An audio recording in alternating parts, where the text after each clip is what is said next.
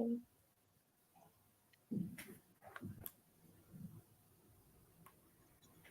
I don't have any. I think we're live. Are we live? Can we get some confirmation? Rania, do you reckon? Yes, we're live. We're live. Excellent. Gloria, nice to see you and welcome. Good evening, good afternoon, good morning from wherever you're joining us from. Welcome to our 8th edition of the Mind Masses Talk Show brought to you by GYMHA, Global Youth Mental Health Awareness. I'm joined today by Rania and Gloria, as well as Piyush, who are going to be taking us through and navigating the topic of how to recognize and cope with signs of mental health issues in young adults. No strangers to the platforms of GYMHA. We have these experts here with us today. I'm going to give everybody a brief chance to introduce themselves, and I'm going to start with you, Gloria. Just unmute your mic, and then you can join us for the show. All right, good evening, good morning, good afternoon, everyone. It's evening from my end. Thank you so much, Mahmooda, for the wonderful introduction. So I am Gloria Madu by name. I am a medical student. I am GYMHA's ambassador and social media manager. Thank you so much for having me here. Thank you so much, Gloria. Piyush, if you can hear me, I'm handing the mic over to you now. Brief introduction, maybe just tell us a little bit about what you do, and then we'll hand over to the next panelist.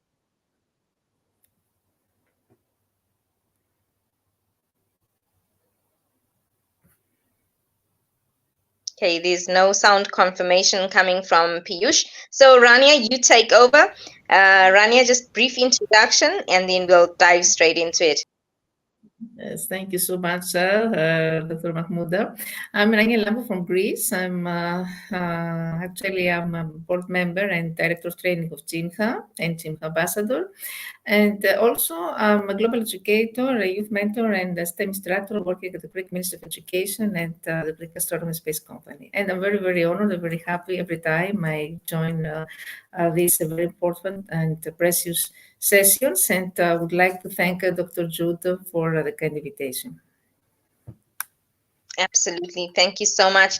If I can get confirmation, I am assuming that's Piyush with us. Do you know Gloria? Is that Piyush that has joined? Can you hear me, Piyush? Are you able to unmute your mic? Hello everyone, my name is Ishra Sophie Mohoza, and first of all, let me apologize for not saying in a few minutes ago. And I'm a mental health advocate, a GYMHA project support officer. It's my pleasure to be here this night with discussing on mental health. So I'm glad to be here with you all. Stay blessed. Fabulous. Rasafi, my apologies. I should have introduced you by the correct name. I thought we were being joined by Piyush. And I'm actually glad you're back on the panel tonight, because I had you a couple of weeks ago and we kind of had a bit of a one-on-one.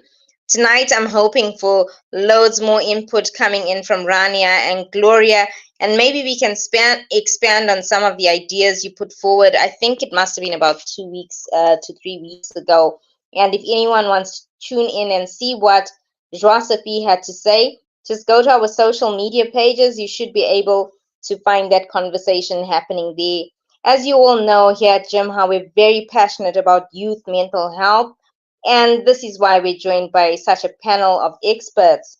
So I want to dive straight into it, and my first question to you all, and maybe we'll go around the panel. We'll start with Dr. Rania. How can you tell if someone is having a bad day?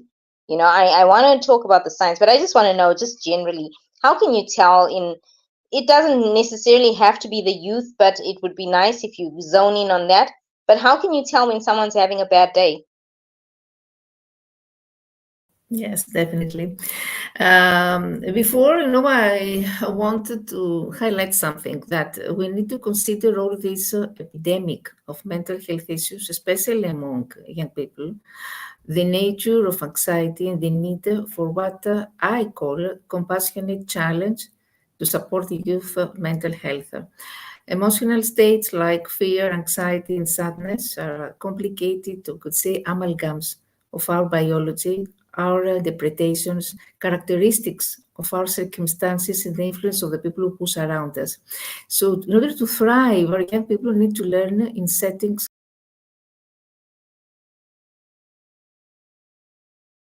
mental health. And once these settings are in place, then we need to engage them in practice associated with confronting fears, embracing uncertainty, and play the game in their own lives. So, of course, before taking on this challenge, young people, as I said before, need safety. They need to believe that they are autonomous, that they are competent, that they belong somewhere. But to truly conquer and win over their struggles, young people also need a challenge. But challenge doesn't mean confrontation, means, I would say, motivation and purpose rather than anxiety. They need to become comfortable with discomfort and vulnerability. And in this way, they can thrive and flourish. Yes, you asked me about how we can distinguish if it's a bad day off or it's about mental health. Sometimes we experience symptoms and signs that our body is trying to tell us something, but we don't know what that something is. Some common signs that you may be struggling with mental health include, for instance, poor quality sleep, or sleeping too little or sleep too much, or you can have a decreased motivation, or you are isolated from your friends and your family, you have inability to concentrate, or generally you just don't feel good within yourself. If we experience one of these symptoms, does not necessarily mean that we are struggling with mental health, as we all experience changes in mood. But if one or more of those symptoms last for a while, it can be a good idea to seek for help. For example, a change in your sleeping patterns and quality may simply mean that you are going through a period of stress in your life, or that you are worried about something. Both of these things are totally normal. But if this continues over a longer period, or usually experts say 2 weeks or so, this may be a sign that we're experiencing a more serious stress and anxiety, which needs further support. To tell you a personal example, I went through in the past a period where I was very tired all the time, even though I got a good amount of sleep. I was waking up tired, and for the rest of the day, I was feeling very drained. It's something which affected, of course, my work and my social life. So it took me a while to realize that being constantly tired and drained actually meant that I was struggling with my mental health. And this needed to be addressed. This is important because what sometimes feel like a normal thing to be experiencing can be your body's way of letting you know that you are struggling. This is what I said, that our body gives us signs. So when I was feeling tired, it was only when I noticed that I was also experiencing lack of motivation, enjoyment in usual activities, that then I realized that I had some mental health. So without noticing these things, the symptoms, I may not have the appropriate support. When we struggle with our mental health, it may not always come with big things or tragic things.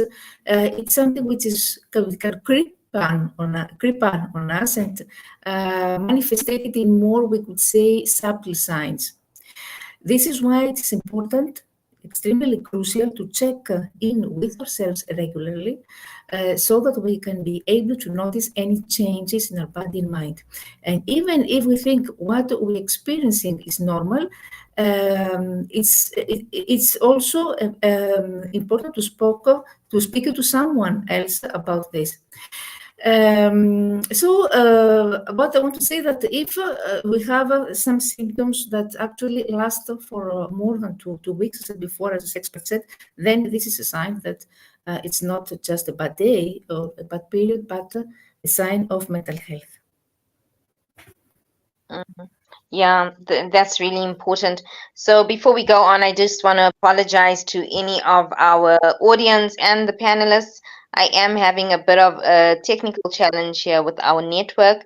If I do drop off, I know Dr. Rania and Gloria and Josephine will continue this conversation. Um, on that note, just following up on what Dr. Rania has just said, she spoke about the struggles and she also gave a kind of indication, on the timeline when you should be worried and, if it goes on for longer than 2 weeks, you really should seek additional help. Gloria, do you have anything to add on to what Dr. Rania has just been talking about?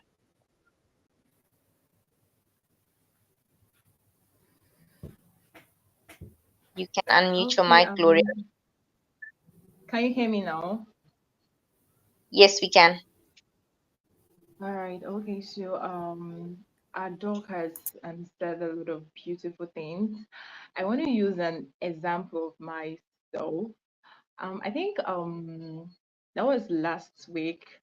I woke up from sleep and then I found out that I just didn't want to talk to anybody. But prior to that particular day, I was fine, I was happy.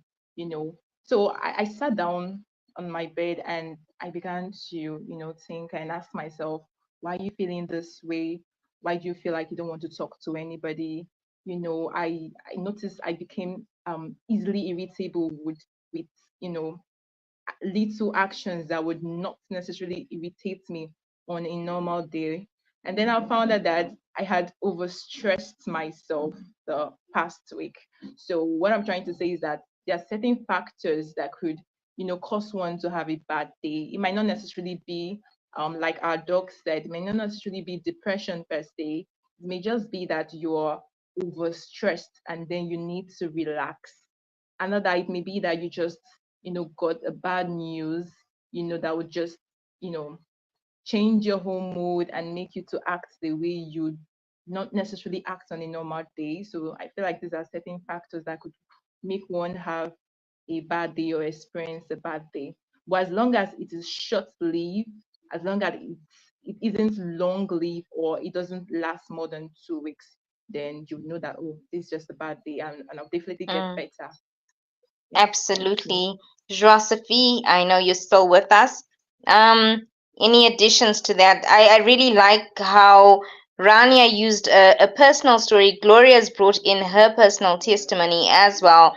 And I think that makes this topic really very relevant. I know we focus on the youth, but really it's such a broad topic. It really can apply to anyone. So, Josephine, any additions to that one?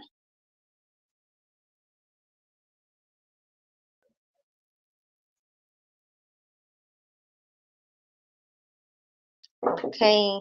I don't hear any feedback from Josephine. I'll tell you what my personal triggers are, and I don't know if triggers is the right word for it, but when we're talking about struggle and having a bad day, something Gloria said really resonated with me. When she went into that, she gave the example of how she just doesn't want to see people. And for me, that usually happens when I'm broke or in the past when I was experiencing like heartbreak or like relationship trauma, issues around relationships that upset me. So those would be the circumstances that would actually really, affect my where I was emotionally and mentally. And I'm sure Rania will add on to that a little bit later on. But if we do notice signs of struggle and someone having a bad day, what's the best way to possibly help that person? Gloria, I'll start with you. Josephine, at any point, if you're on board, feel free to chime in because I'm not sure. I'm going to throw questions at you, but I'm not sure if you can hear us. So, Gloria, how can you help when somebody's struggling, when somebody's having a bad day? All right, thank you. So I'll be using the example I earlier gave. So for me, when I realized that my issue was over stress, what I did was that I began to identify, okay, so what are the causes of the stress? What is making me act this way? I think the first step is identify what your triggers are. For me, I found that I was overworking myself. I was trying to meet a lot of deadlines in school, especially the fact that we have a huge workload. Exams are very close. So many things. So I just sat down and I identified this triggers from my end. And then I decided to take a day off. I decided to take a day off to rest. Yes, I know my body needed that rest. So I decided to take a day off to rest. And then what I did was that I noticed that I've not been feeding very well for a while. So I stepped out, got things from the markets, prepared a very good and nutritious food, ate, slept well. And then I decided to see a movie because movie helps me relax, helps me relax. So I decided to see a very good movie. And after that, I found out that I was very refreshed. The next day I was up and doing and I was very productive. So for the viewers out there, your issue may stem from the fact that you're overworking yourself. So you might really need to take out time to rest, relax, or just stop overthinking. Whatever the issue might be, just know that there's always a deadline to every issue. Just relax. Yeah, I love their contribution immensely. Makes a lot of sense. Shirosophy, are you with us? I would love to hear your input around, what have you noticed? How are the ways that we can help somebody who's struggling? Are you there, Shirosophy?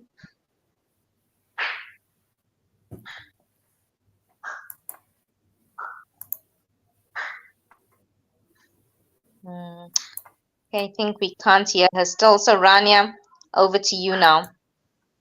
Yes. What's your around how can you help in struggle? Usually, when we have a friend or someone actually we love, and we know that he's or she's struggling with a mental health issue, we know how difficult it can be to find the right words to say. Oftentimes, people are afraid to say the wrong thing and instead choose to say nothing at all. But I think simply showing how much you care can make a big difference. So I can share some tips. First of all, we need to listen with an open mind. Let them know that they're not alone and tell them that they have our unconditional love and support. So this means that we are available to listen to them, to be active listeners without a judgmental stance, without judgment. So just being open and willing to give our support is often a big help. And this means that we are empathetic. Empathy, of course, is communicated usually through facial expression, through body language and tone of voice, but generally it's important to show our empathy and that we really understand this person. It's important at the same time to make questions. I mean, you should not be afraid to ask questions because this will make feel more comfortable and more familiar, more close to us. And of course, encourage them to seek help. Find out if this person is receiving the necessary care, and if not, we can offer to help them get the help they need. Of course, they may refuse to seek help, and sometimes they can get angry with us. So it is important to remind them that mental health issues are treatable, that they don't have to feel this way forever. And of course, this has to do with patience. I mean, we should not pressure them in any case or tell them, usually they say, stay busy. This is something that friends tell me that if you stay busy, you forget your problems. This is wrong. This is wrong also to say to them that you know how they feel if you don't know. Because while we may experience periods of sadness, refrain from comparing those feelings to the current situation is important. We need to avoid comparisons. We do not make comments like you are fine or cheer up. This is if you say cheer up to someone who has mental health issues, this is not sometimes effective. So we must be very, very careful, be patient, and Don't take it personally. I mean that we should remember that what they're going through is not about us. It's not about our fault. We should give them all our love. I don't expect anything in return because they may not be able to give it to us. So, of course, we need to set times for them aside with no distraction to let them share as much as they can from their problems at their own pace. We should not try to diagnose or second guess their feelings. Don't try to make assumptions about what is wrong. Don't jump into quickly with around diagnosis or solutions. Keep questions open-ended. For instance, you can ask, why don't you tell me how you're feeling? Questions like that, but with a language which is neutral. And of course, I talk about self-care because if we discuss ways of distressing or practicing self-care and ask if they're feeling, they find anything helpful, this is important. So exercising, having a healthy diet, getting good night's sleep can actually help them protect mental health, sustainable being. This is a good advice to them. In any case, we need to listen carefully to what they tell us. If it's needed, to offer them help in seeking professional support and provide information on ways to do this. And of course, you remember that you have your own limits because on the support, you give to them, remember always that there are always boundaries. So it's time, of course, to make the extra effort to remind them that you care, to invite them to spend time with you. Involve them if it's possible to social activities, and of course do more listening than talking. As I said before, be sincere because sticking to honesty is very, very important. And of course, as I said before, help them to realize that they are safe, that they belong somewhere, not to ignore the problem. And if they are, if this person is a classmate, for instance, is a school student, then there are other ways we need to take this child to a professional or talk with a counselor or create a discussion with the parents also, work with the school experts, and encourage this person to join a support group. Yeah, absolutely. I love that. You know why your contribution was like really important, because I noticed around the mental health space right now, a lot of people are joining in the conversations around mental health and offering help, but a lot of us are sort of peer support versus actual counselors. So sometimes there's a danger of you wanting to help, but you've never been trained. You don't really know how to deal with issues. So it's actually what you pointed out. It's actually quite possible to do more harm than good. So I love the advice that you gave to do more listening. And I think if we go to the comment section, it's actually going crazy. Abdul Karim, Lawal, there's so many positive comments, but Abdul Karim particularly touched on exactly what you said around listening, and he says good listening to details is very important. I think Joie-Sophie is back online with us right now.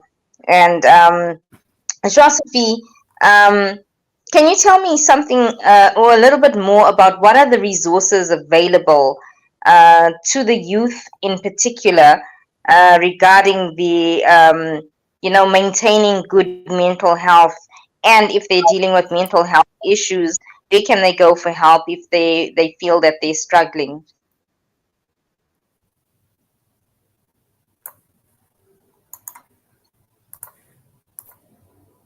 You can unmute your mic. I think you might be muted.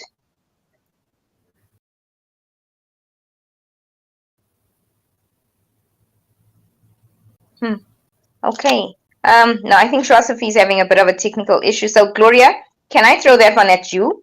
Where can the youth go for help? What are the resources available to the youth when they are struggling with the mental health and they feel that they need assistance? Is Gloria still with us? No? Yes? Great. Yes, I can. Okay. All right. Okay, so one resource resource that I'm aware of is GYMHA. I mean, GYMHA is an organization that is aimed at helping young people with mental health issues get better. So if anyone out there is struggling with any mental health issues, just feel free to reach out to GYMHA. We have a lot of persons who have been trained, in helping to handle these mental issues.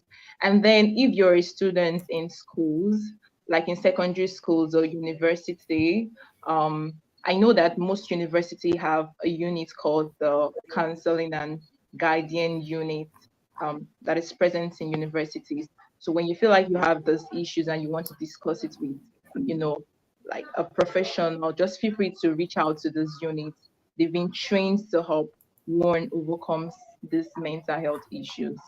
Same thing with those in secondary school. I'm saying secondary school because I mean it's applicable to those in Nigeria over here. I do not know how it's been operated in other countries, but here in Nigeria, most schools have counseling and guardian units where young people can reach out to the psychologists or professionals there and get help regarding their mental health issues. So these are some resources that you could make use of. Great. Yeah, and it's important to note that, GYMHA has ambassadors, I think, in many countries. And if you are struggling and you don't know where to get help in your particular country, just reach out to us here at GYMHA. Somebody will talk to you, and if they're not able to give you the help that you need, the first aid that you need around mental health, wellness, and care, they will refer you to somebody in your country because there's a wealth of resources to tap into. Rania, do you have any additions around resources? Apart from reaching out to GYMHA, what else can people do to get help? Yes. Especially we talk about young people, how much they're familiarized with apps. I know that there are approximately 20,000 wellness apps nowadays, but I will suggest the best for 2024. That these mental health apps, they can of course replace therapy, but research has shown that some of the best mental health apps can be a great way to improve our well-being and also track or report the progress that we make on our mental health journey. And remember also that all mental health apps are backed by research and clinical insights. So the best online therapy app is called the Talkspace. Talkspace is a great option for someone who is not comfortable, for instance, to go to an office or someone who wants online appointments. And it offers therapy with mental health professionals and the possibility to change also therapists. And the best meditation mental health app is considered, it's called GYMHA. It's one of the most well-known mental health apps in the wellness space because it includes breathing techniques, calming exercises, and it's very, very useful, and it has been proven to be very effective. Another app is how to battle with negative thinking. It's called MoodFit. With this app, you can monitor your sleep, nutrition, your exercise. This app actually uses tools and sessions that help you assess your feelings, to recognize negative thinking and changing. So I think it's very interesting. Another mental health app is for stress relief, which is called Sunvelo. It offers health tracking, cognitive behavioral therapy tools. It has its meditation library, guided journeys. It's very, I think it's worth exploring it. And Happify, it's another free mental app that focuses entirely on our mood and helps relieve anxiety. For anxiety also, I can mention the case of MindShift. MindShift is another free app which targets also how to battle with social anxiety, with panic, with phobias, with general worry. In general, I could say that these mental apps, of course, are not intended to diagnose conditions or be replaced, as I said before, for therapy. They're a great tool to use for continuous support daily because they offer encouragement, they offer education, helpful activities, and of course, help young people because young people who know that they live in this digital world and a smartphone. So I think it's more motivating for young people to suggest them some apps, especially if we don't have so much variety. 2,000, as I said before, mental health apps, and most of them are free.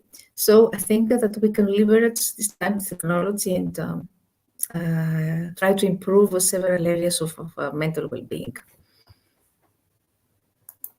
Absolutely, Rania, that was, oh my gosh, you know, you're like an encyclopedia of the resources and the apps out there. So I'm really glad that this is going to be a recorded show. We can tap into all those apps and resources. I just want to throw something out there at you, and I'm hoping between yourself and Gloria, you can answer me. We're all in different countries and we have different cultures. And I know we talk about mental health, and when we're struggling, that our struggles can be pretty much the same thing. But in dealing with these things cross culturally, is there a difference in approach from country to country or culture to culture? Or are they pretty standardized ways of helping people through problems? I know it's just a random question, but it's something that was on my mind. Maybe we can put everybody's mind at ease if they've had the same question. Does it matter what culture you come from? I mean, if you've got a stress, is there something particular to a culture, or are the techniques applicable across culture? Maybe Gloria, I'll throw it at you first, and Rania can come in and round it off. Oh, I had wanted Dr. Rania to go first. You wanted Rania to go first. Okay, Rania, I know this is just totally off the books, completely out of my head. I just wondered, does culture influence the way we can deal with our, when we're struggling to cope? Yes. What I have seen from my experience in Europe, we prioritize medicalization. On the other hand, in Western civilization, this is medicalization, and professional help is more emphasized. On the other hand, in more Oriental civilizations, we know that we place the focus mostly on meditation, on breathing exercises, on how to find peace within yourself, with yoga, with this kind of practices. This is what I have seen from my experience. But I think the common practices, cross-cultural practices, is that it's about self-care. Self-care is for everyone. In reality, self-care consists of both physical as well as mental well-being. So when life nowadays is becoming unpredictable faster, it is understandable, of course, that people do not have time to spare on themselves. So mental illness is something that we ignore quite often. So I think that the common, if we talk about the cross-cultural practices, the common things is that people should learn to practice self-appreciation. To say to ourselves. Oops, I think we've lost Rania. Gloria, are you still with me? Can you hear me? Just confirm. Yes, I can hear you. Okay, I'm hoping Rania is going to be able to join back in there.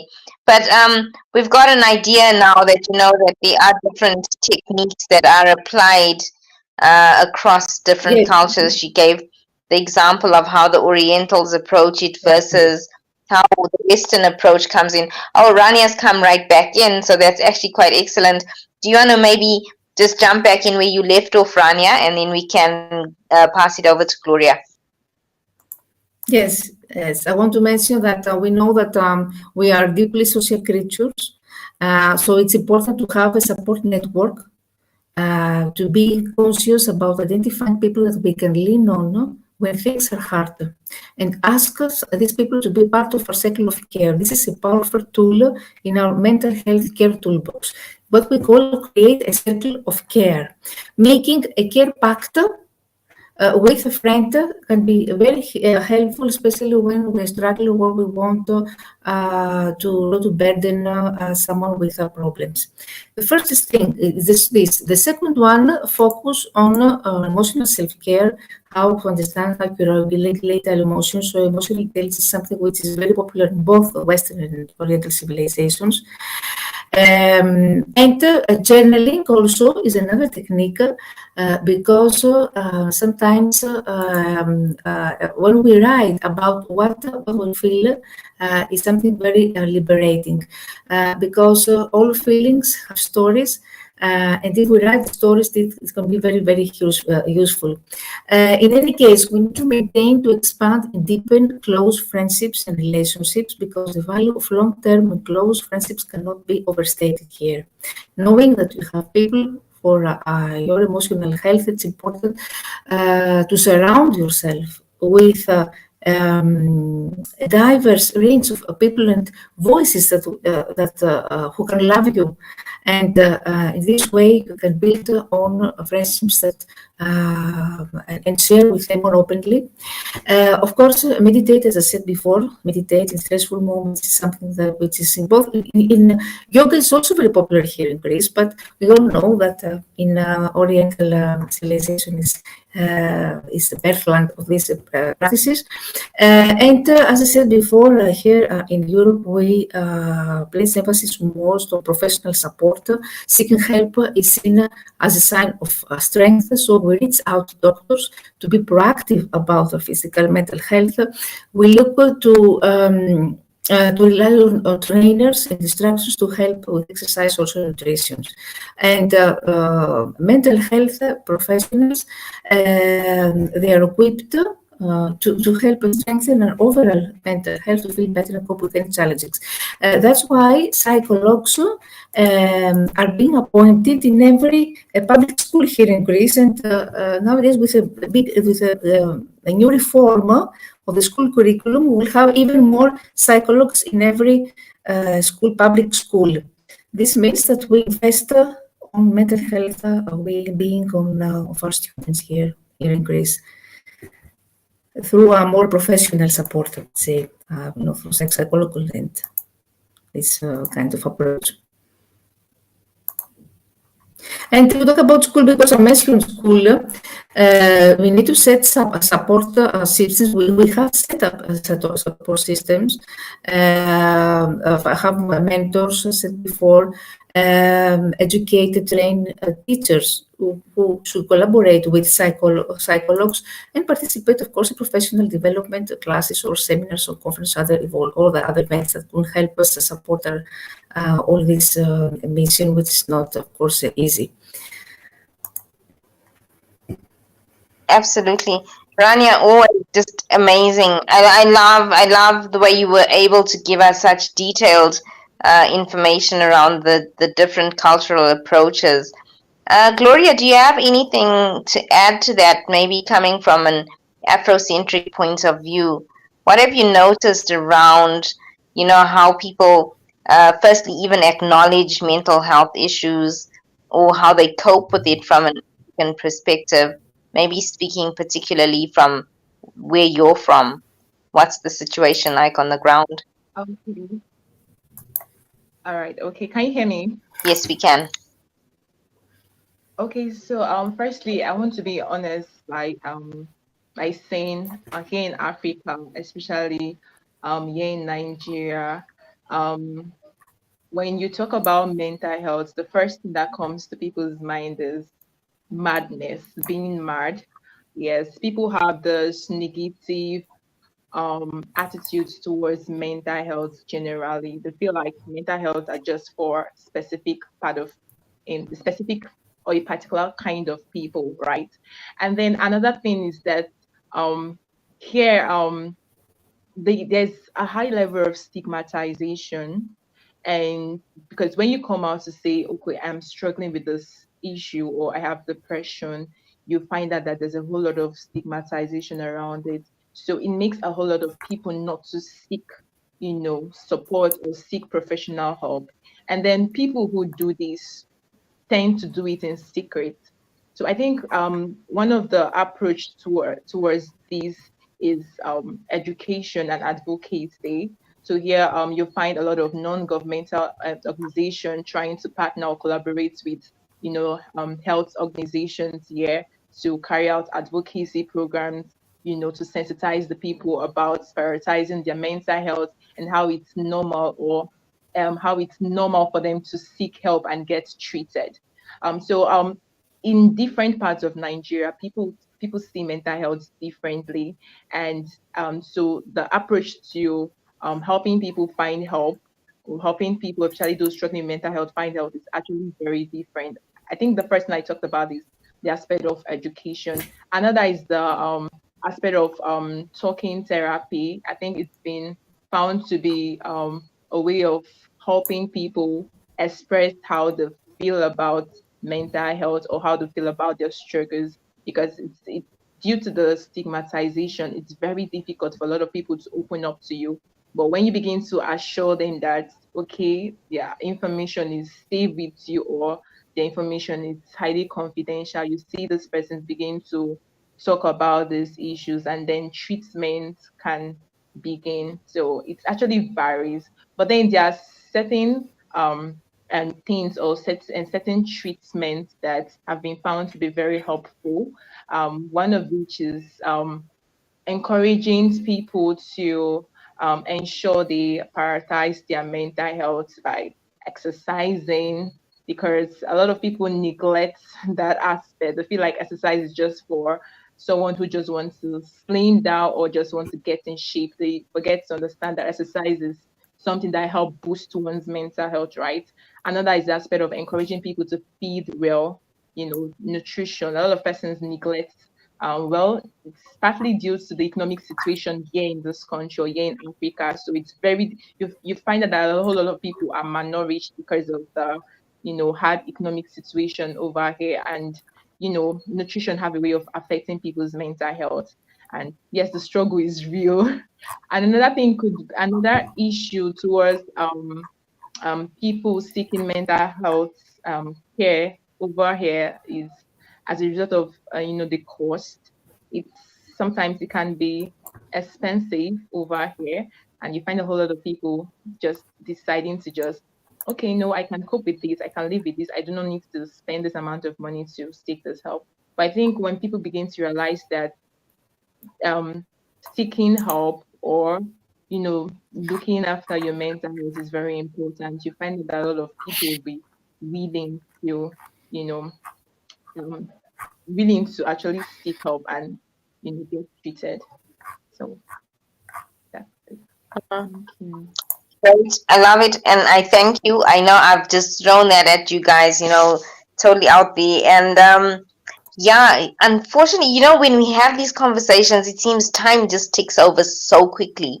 And we're almost 45 minutes into this show, so we won't have much more time left. But I want to talk now a little bit more about how we take care of our own mental health.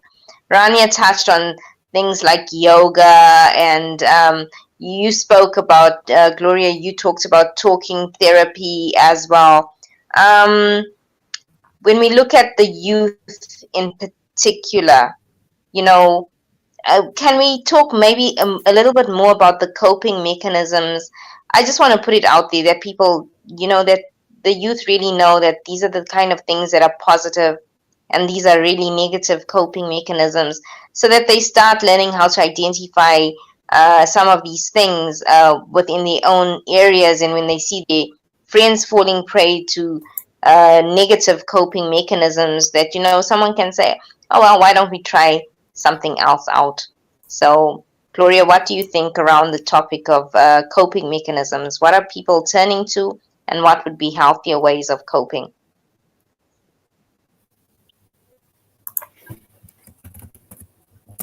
Okay, thank you so much. I think when Dr. Aranya was talking, she made mention of certain coping mechanisms, and I would want to reiterate that. I think firstly, people need to begin to build a positive mindset towards life. First, they need to realize that as humans, struggles are inevitable. We get to face challenges every day. So they need to realize that no matter the challenge, no matter the issue, I'm going to be fine. I will get through this. So I think the person is building a positive mindset towards life, because there are a lot of young people out there who tend to see the negative thing, like the negative aspect towards life. When you tell them that this is possible, or they can achieve this, they don't believe. So I think the person is building a positive mindset towards life. It would help a lot in coping with life. And then another thing again is being able to cope with stress. I think I made mention of the fact that as a medical student, or as a student, or as a young person, you get to find out that you have a lot of workloads in school. You have pressure to want to be the best, pressure to want to do well. You find that you have lectures, you have posts, like it's a lot. And if you're not careful, you might want to lose your mind. So I think we need to come up with ways to manage our time, effectively, and then take life step by step. Step by step, step by step. If possible, outline your goals, and then outline strategy on how to achieve those goals. This is one mechanism that have been helping me personally as a student over here. I try to manage my time wisely, and I try to lay out in bits steps or strategies to achieve my goals. It has helped a lot, and I'm sure it will also help you over there too. And then another coping mechanism is sleeping, because as a result of the the workload, and the so many things to achieve within a short period of time, you may find out that a lot of students or a lot of young people hardly sleep. You get. So I think to cope with the mental issues, or to have a beautiful or positive mindset towards life, you just have to learn how to sleep well.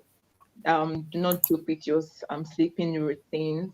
Another mechanism can be eating well, feeding well. I know it's not really easy, because sometimes you go out in the morning, you eat your breakfast, and then you forget that you've not eaten till it's night, and you find out that skipping meals would have a way of affecting your, not just your physical health, but your mental health. So taking time to plan your meals and eating well, it's another coping mechanism. And then I think another coping mechanism for me is comparison. These days, it's very common among young people to compare themselves with other people. For instance, you feel like you need to be in a particular place, or you need to have achieved a particular result, and then it seems like you're not achieving those results, and then you find out that your friends have been achieving those results. There's that tendency to start comparing yourself with these people.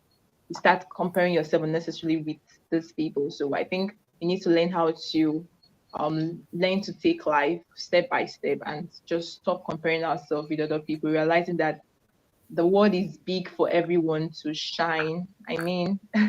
The sky is actually really big for everyone to shine, and we don't really need to copy people or compare ourselves with other people to be better or to become better. So these are some certain coping mechanisms I feel like other people can emulate. Gloria, Thank you. fantastic. Wow, that was just jam-packed with information. Rania, do you actually have anything to add on to that? That was so comprehensive. Yes. Yes. I would like to add that when we talk about the coping mechanism, there are 5 R's on this framework. rethink, relax, release, reduce, and reorganize. And each R represents a different level of coping. Usually, we talk about stress and anxiety. We tend to adopt what we call problem-focused coping. For example, if we have a problem with our partner, if we frequently fight with our partner, which causes a stressful relationship, then problem-focused coping aims to change or eliminate the source of this stress, how we can set boundaries, or we can end a relationship, we can seek a counseling, etc.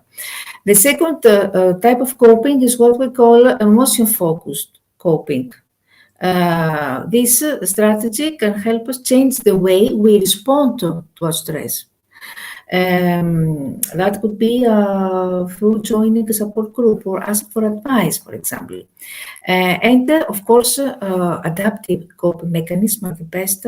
And these adaptive coping mechanisms usually include, as I said before, journaling, deep breathing, meditation, reading a book, or aromatherapy. In any case, I would say that appraisal-focused mechanisms, that's what we said before, we need to celebrate our milestones every day. Try to understand and understand the signs of our body, what our body and mind wants to tell us. And of course, as Gloria said, it's very important to, I think the most important thing lost today among youth is a proper routine. Also, people and young people work late nights, they wake up late in the morning, then rush to work. So create a proper routine is very important to maintain a healthy lifestyle. Healthy food is needed for the proper functioning of all the organs of the body, and of course, the mental health. Get ample sleep. Get socialized if it, of course, it's possible. In every case, give yourself permission to take a mental health day when you need it. All these things are, I think, important techniques that we can adopt. I love it. I love it. And I've absolutely enjoyed this show that we've done together today, brought to us by GYMHA, being our 8th edition of the Mind Matters talk show. Our theme tonight was how to recognize and cope with signs of mental health issues in young adults. But as tips, the techniques, the conversation is applicable across all ages. But we did focus on certain things that were very particular to the youth. And, I thank the audience for joining us. Thank you so much for the comments that have been coming in. There's a comment here by Lawal, who's also an ambassador for GYMHA, and she says here, GYMHA provides a safe space where everyone, everywhere, can turn to someone for their mental health. Go to GYMHA for your mental gym. I love that, Lawal. Thank you so much for that comment. I want to thank Rania. Gloria, thank you so much for being with us. Joa Safi, for the few moments you were able to put in tonight. And the team at GYMHA, the support behind GYMHA, we thank you for bringing us these shows. Join us again for the next one. I'm sure this is coming up in 2 weeks' time. But yeah, we'll be excited to have these conversations with you. Share these podcasts, share these conversations with any friends that you feel need the resources, and GYMHA will be on standby ready to help. Rania, Gloria, have a fantastic evening. To our audience worldwide, thank you so much for being